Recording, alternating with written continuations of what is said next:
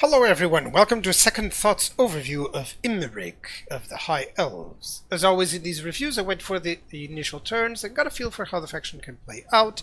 This is my conclusion, and in the end of the video I'll show you some army compositions that I would love to try out in this campaign. As always, this is not a full in-depth guide, but rather how I would approach the campaign, and it most certainly will help you out. Without further, let's play with Imrik of the High Elves. For your short victory, you need to destroy Clan Rictus and the Boxmakers of Nurgle. Both of them are located pretty close by, and you also need to encounter 2 legendary dragons. You also need to occupy Loot Razor Sack 30 different settlements. So the reward for this is +3 hero capacity for all heroes. Like I always say, great to ensure that you don't need too many buildings to have a few extra heroes or scouts. Now, it's a bit of an average campaign. At least the enemies are nearby. The encounters of the dragons may take a while. It's a difficult position, though. That's the only catch here. The objectives themselves don't reveal that it may take some time. Now, the long victory, it excites me so much because it's different. Achieve the short victory, occupy Loot Razor Sack 70 different settlements, and destroy the factions of Clan Moors, very close by, the Bloody Hands, and the Exiles of Khorne. You gotta go against Skarbrand, and you have to encounter 5 legendary dragons. This is already a better version of the long campaign victory because it's thematic. It's about the dragons, it's about him and his location, which is much better than other High Elves. And achieving this will give you +10 hero recruit rank, which is great, of course, to ensure that your caster heroes, for instance, get along immediately with some spells, and that everything goes alright in terms of any other heroes, such as the handmaidens or nobles, that they start out already really nicely to be used in your battles. So, Imrik. Sorry. He's in the court of the Dragon Prince, so he benefits from dragon taming. You can seek out the secrets of mighty dragons or defeat them for their legions. Dragons is all a part of how this faction works out. And you have an invocation of Eldraizer and a greater invocation of Vol. Basically, we'll speak about the rights in just a few moments. And he also benefits from having -1 turn of different duration for dragons and Dragon Prince units, of course, effectively going into the dragons. Very thematic, very interesting. In terms of climates, it also is much better. For the most part, it's very good, although there's several territories of unpleasant and uninhabitable. Basically, there's a very large portion, look at this, very large portion of the map that you can just go in and conquer without any issues, and it will effectively it means that you can acquire a lot of territory before you even have to worry about unpleasant or uninhabitable, which is great. So definitely in terms of the High Elves, this is a much better campaign to try world domination with. Like, by the time that you're reaching uninhabitable, you're already very powerful. So that's the sort of idea that I want you to have.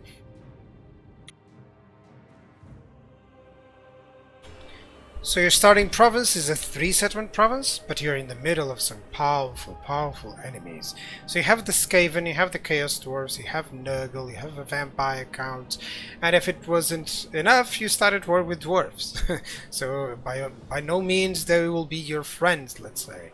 So typical expansion is, of course, to dominate the early area, and then proceed into the Badlands here, into the Greenskin Lands. It's not an easy location, of course. You certainly have the tools to handle it.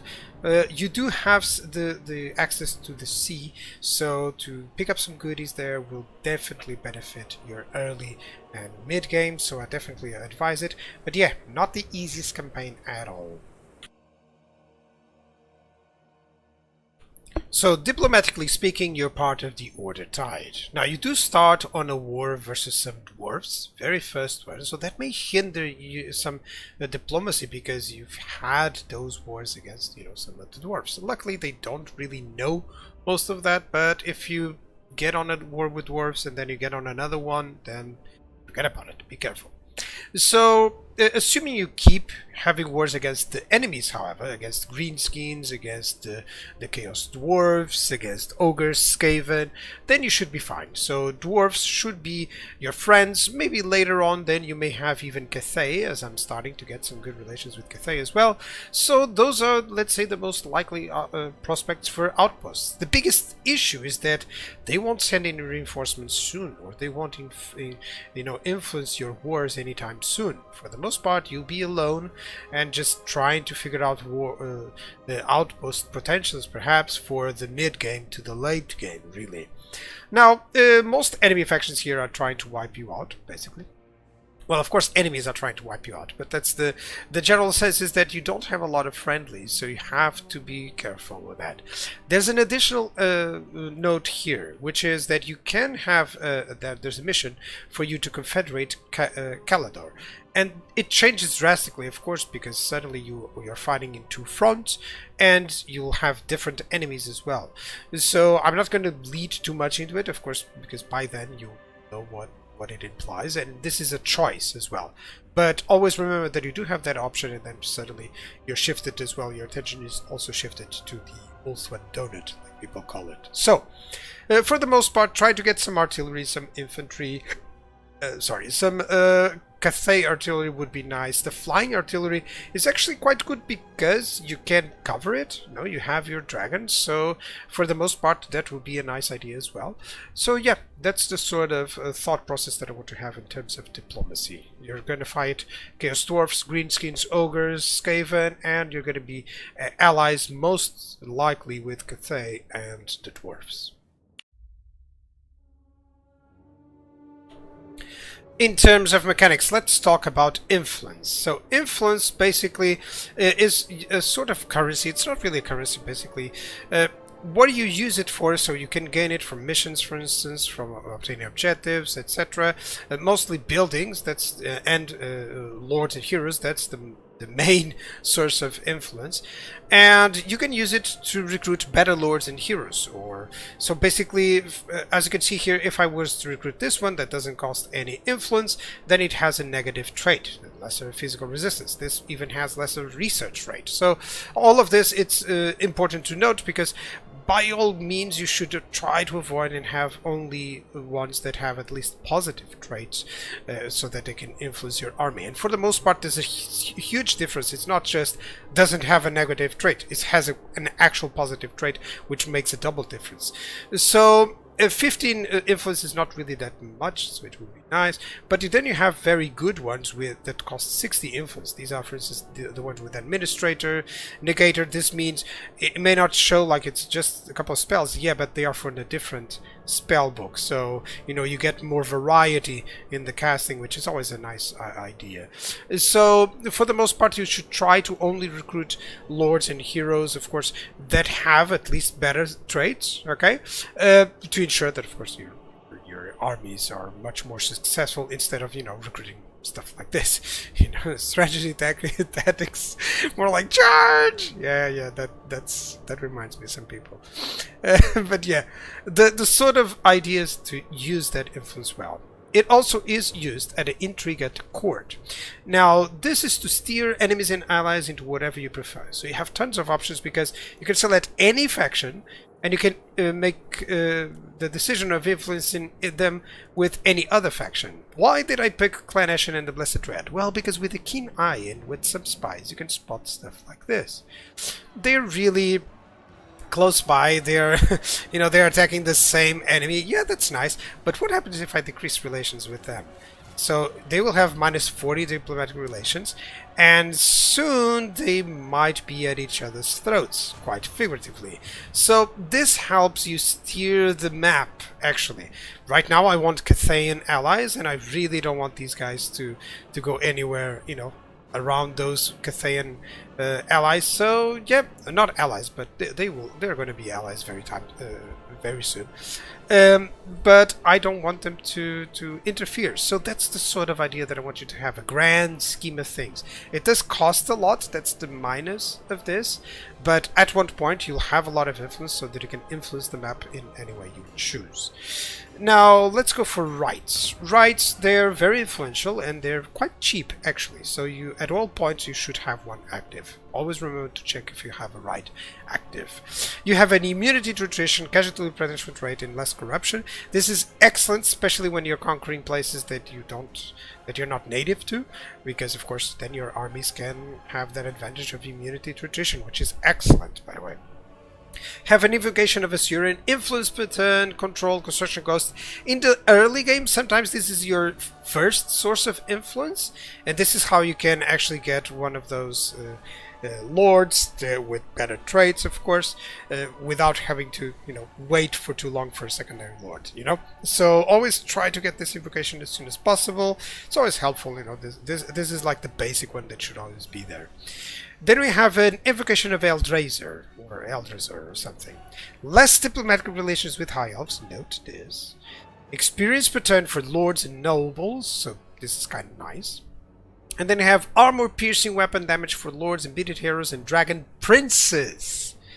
Dragon princes typically don't have a lot of armor piercing, that's their weakness. And with this invocation that lasts actually for 10 turns and the cooldown is 30, so with this invocation then suddenly you can have dragon princes in your armies much more effective. And then you have even the greater invocation of Vol, which gives a dilemma, enables flaming attacks to all armies.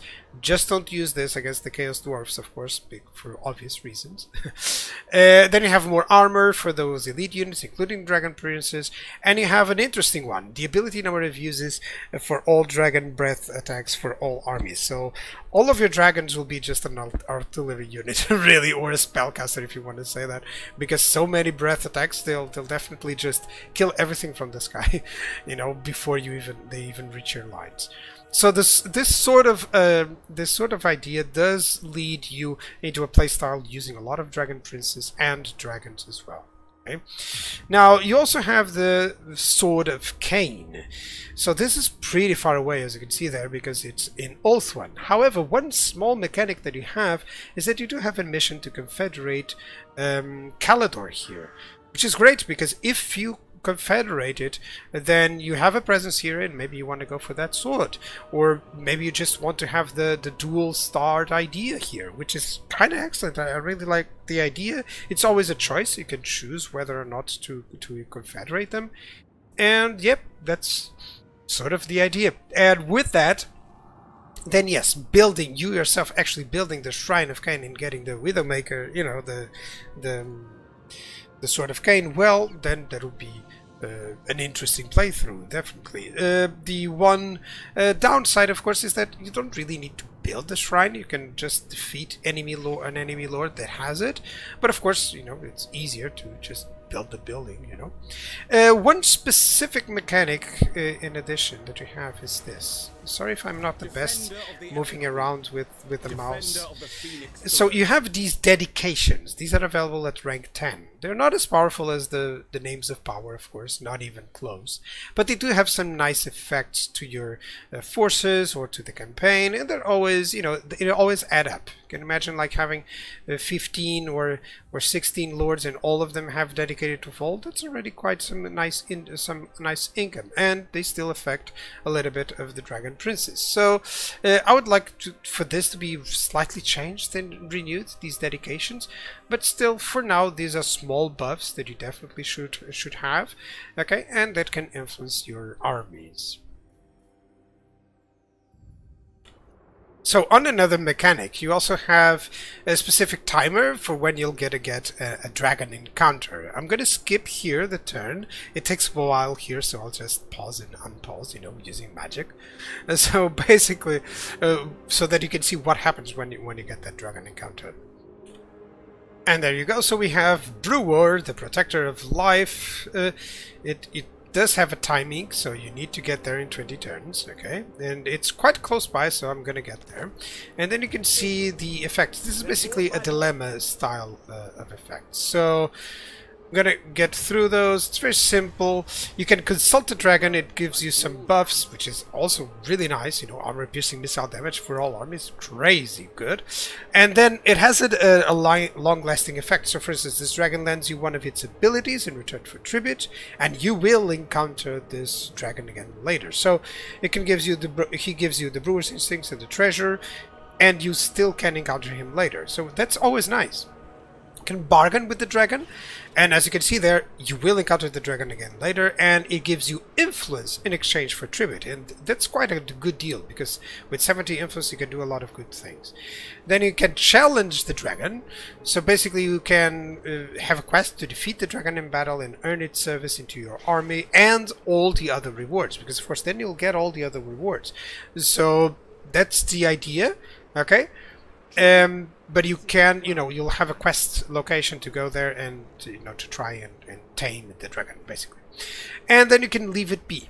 Leave it be is simply you don't take any decision here. Maybe you don't have the treasury because you need 2,000 for this, so be wary of that. And you can leave it be, and you'll just encounter the dragon again later on.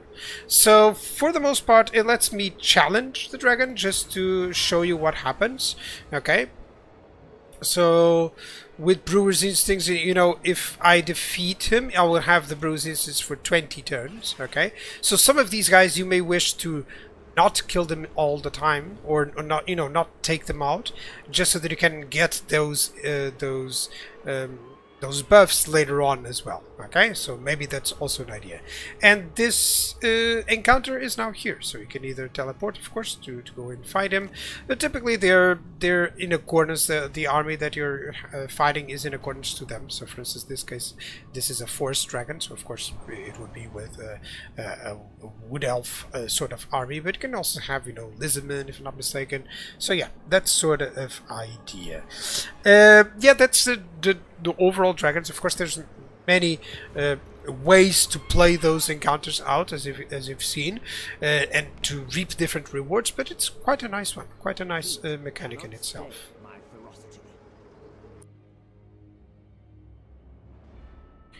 So in terms of edicts, you have a recruit rank and plus local recruiter capacity +1. You have a corruption edict. You also have a growth and construction cost for all buildings, very useful one, of course. Income from trade tariffs, faction-wide, and income from all buildings. And a sort of defensive one, enemy hero action success chance, less campaign movement range for enemies, ambush success chance improved for you, and even more chance of intercepting an army. So basically this is really useful, especially considering your enemies, Chaos Dwarves, Greenskins, Dwarves at one point, Skaven, so all of them have those, so don't neglect this. Sometimes that's the solution that you were searching for. Now, we also have, in terms of army stances, we have a sort of channeling difference, which is the Liliath's Blessing, more Winds of Magic Power Reserve, and more experience and less miscast base chance for all spellcasters, as well as more speed for spellcasters. Very useful. We also have Encamp to enable replenishment and access to global recruitment, as well as immunity to attrition, very useful. Campaign movement range for in ambush is the same, 25%, so hidden until discovered. Basically, the main goal here is to hide so that the enemy moves in, and then you can finish it off, even if you don't spring the ambush. And then the typical forced march. So yeah, all in all, very good ones, very typical ones. So in terms of buildings, you have the Fortress of Vorag, which has the Tower of the Bloody Tooth. Gives you income, less construction costs, which is always nice, but it also gives you some vampiric corruption. Careful with that.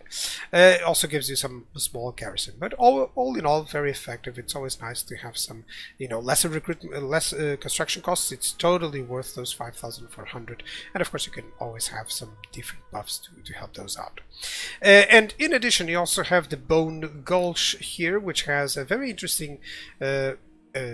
unique building. So it gives you income, control, corruption, all good things, and lesser upkeep for dragons and dragon princes to all armies. Just this will be enough, but then it unlocks recruitment of dragon princes, and this is a tier 3 recruitment. So typically, you know, on the normal circumstances, it's a tier 5 unit, and unlike, you know, it's a tier 5 unit that really should be a tier 4 in terms of how it plays out in the battlefield.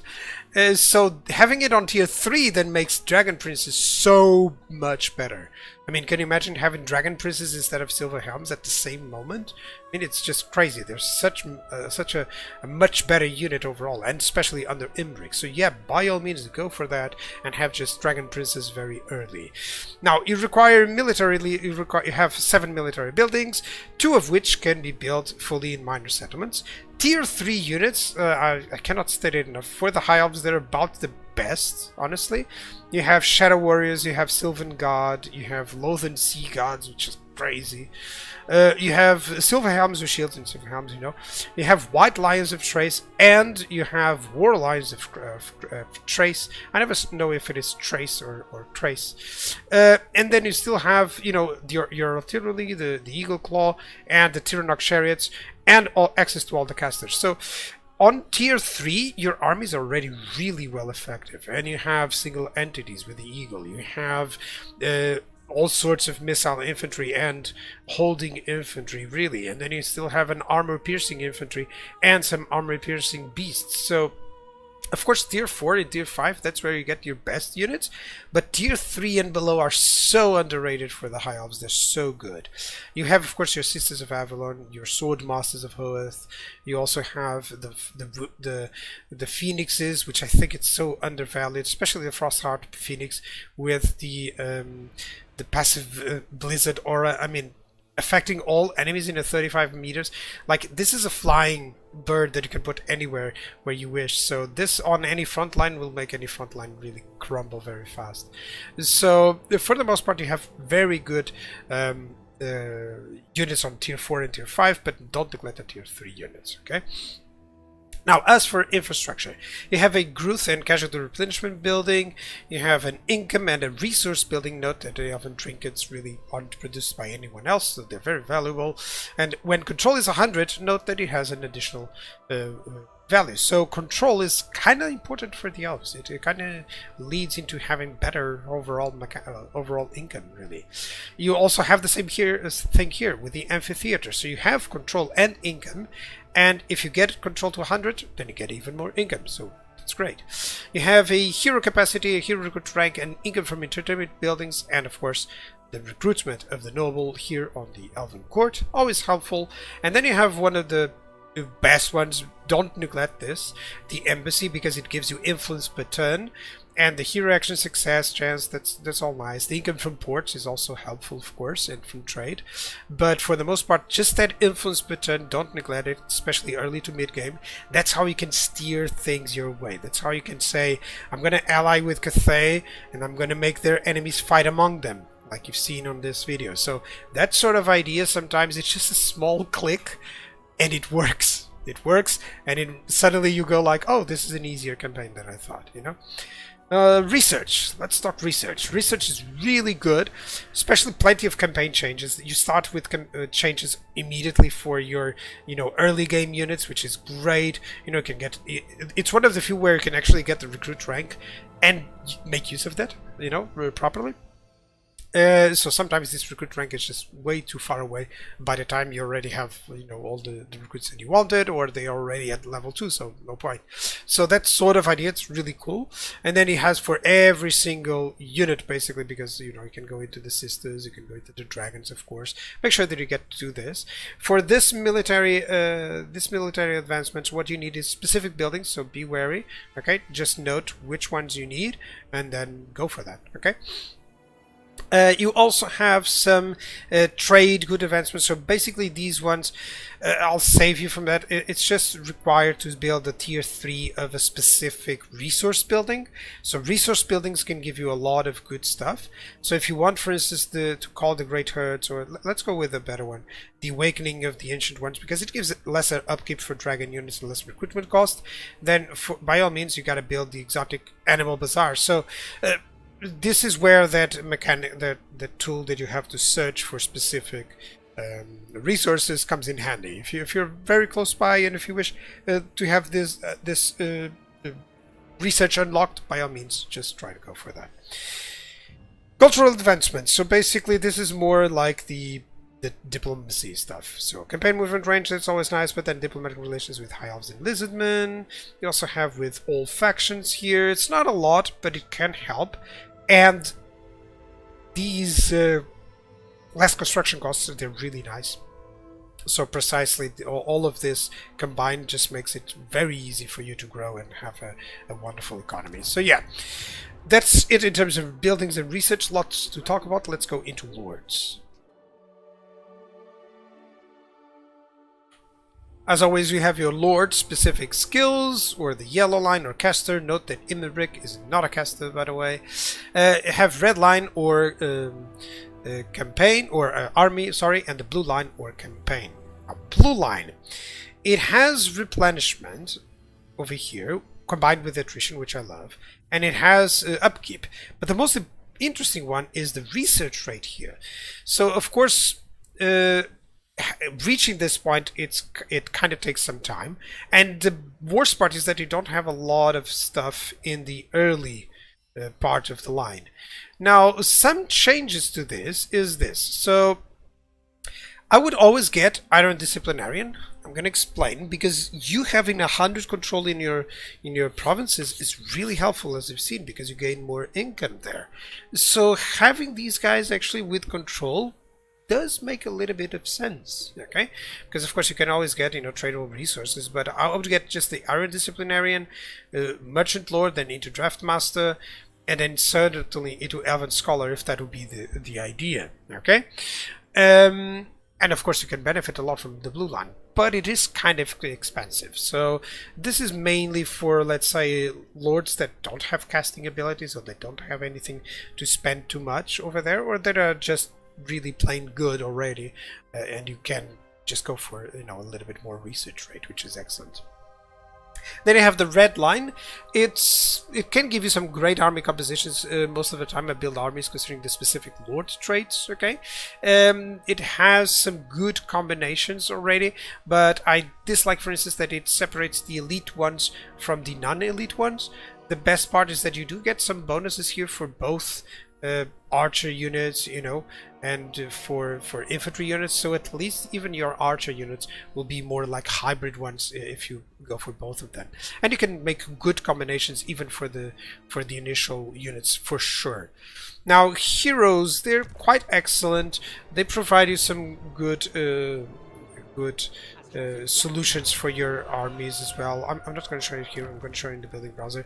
Mainly what I want to show you is that you have two that replenish troops, which is always excellent, including the noble over here, and of course you have the Lore Master of Hoeth, which is a great hero because it does have, I already did this on the army roster, but he does have good spells, and then it's very powerful in melee as well, so it's kind of like a nice hybrid hero to have in all circumstances.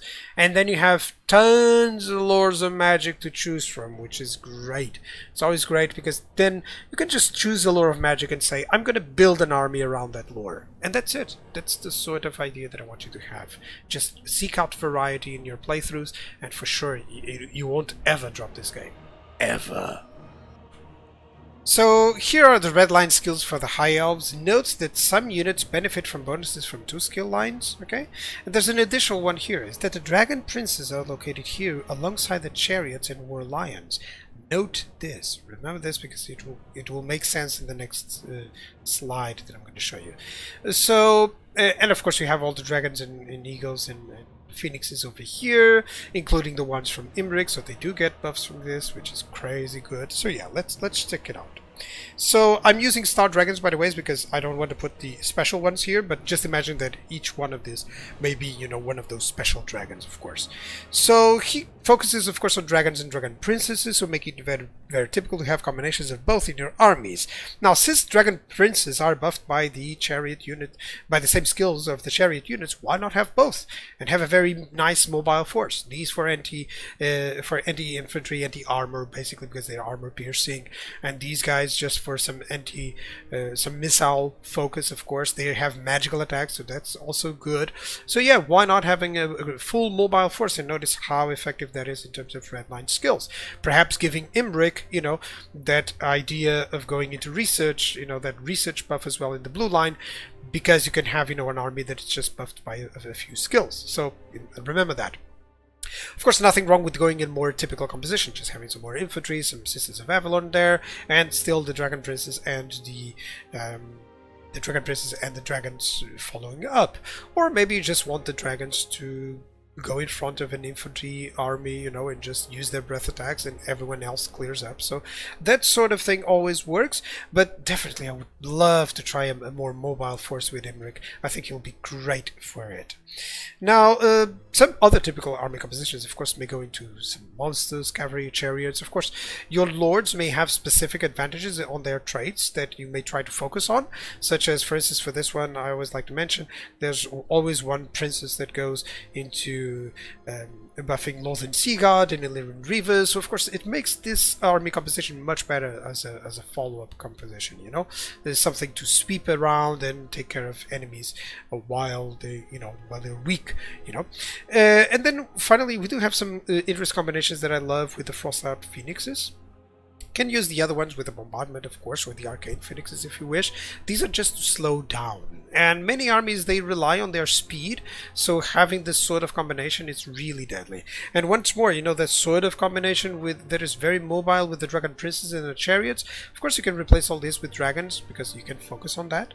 But yeah, remember for the most part, to adapt these ones to the style that you're playing, and also note that they're kind of average to bad in terms of resource, you know, in terms of redline skills. So make sure that you make the best out of it, you know. Like if you're investing in a skill line on the red line, then ensure that you're making the best out of it and doing good synergies, such as for instance with the Chariots and the Dragon Princes, because they are buffed by the same.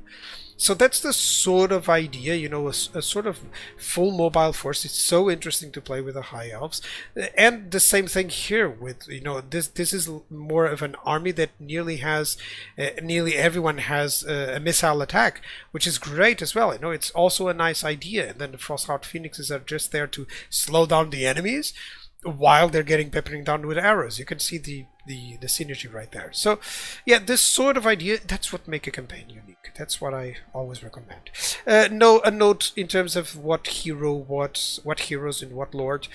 Just make sure that you have a plan for it. Or what I have here is that I'll typically recommend having at least one caster hero and one melee hero, you know, something to cover the caster, or someone to be a single entity after other single entities. That's the sort of idea that I always recommend, but you can go with 3, 4, 5 of those, none of those, really, it's up to you. Just ensure you have a plan. So in final overview, Imrik has a really difficult campaign, especially in the early game, where it's typically more difficult for any campaign. You know, campaigns get easier the longer you manage to survive. But it's quite a fun one. He starts in a tricky position. Both expanding too soon and too late will be an issue. You have to do it with some thought process, really. And my advice is, if you go and you expand, just ensure that you finish off that enemy, because then it will bite you if you don't. And for the most part, for instance, I already finished off Drazoth here. I rushed them really fast, and I took the gamble that Tretch wouldn't come after me. So this means that now I'm ready to go against Tretch. So that sort of idea will benefit you, but just be wary of any backstabbing, because of course it will happen, definitely, for sure. Keep an eye on those diplomatic relations, maybe even spend some influence, especially in higher difficulty levels. Maybe you can spend some influence in getting one of your enemies on the other side to get, you know, a little bit more friendly. Maybe he won't attack, that sort of idea. His Dragon Quests as well, they're very unique, you know, it has unique victory conditions, which is the best thing. It's just a bonus for your campaign that you actually have a very different unique campaign victory. And for anyone desiring unique high elf a unique high elf experience, try to say that fast, then definitely go for Imrik, because he will provide that, and it's still high elves. You're still going to see all the other units that you love. Speaking of units, your army consists of mainly great infantry, great missile infantry, good cavalry and chariots, so this changes for the Imrik, it becomes great. Great single entities, average artillery, and you do lack some early armor piercing. That's the biggest problem for the High Elves, in my opinion. You gotta go into some form of early armor piercing, otherwise you may run into some troubles. Replenishment is good, considering that the climate that you'll mostly be facing here. It is one of the better High Elf factions, as I've said, to dominate the whole map with. So yeah, if you are aiming to do that, to conquer the whole map, just pick up Imrik, figure out how to deal with the early game, and you'll be on your way. So, time to hunt down some dragons with Imrik of the High Elves.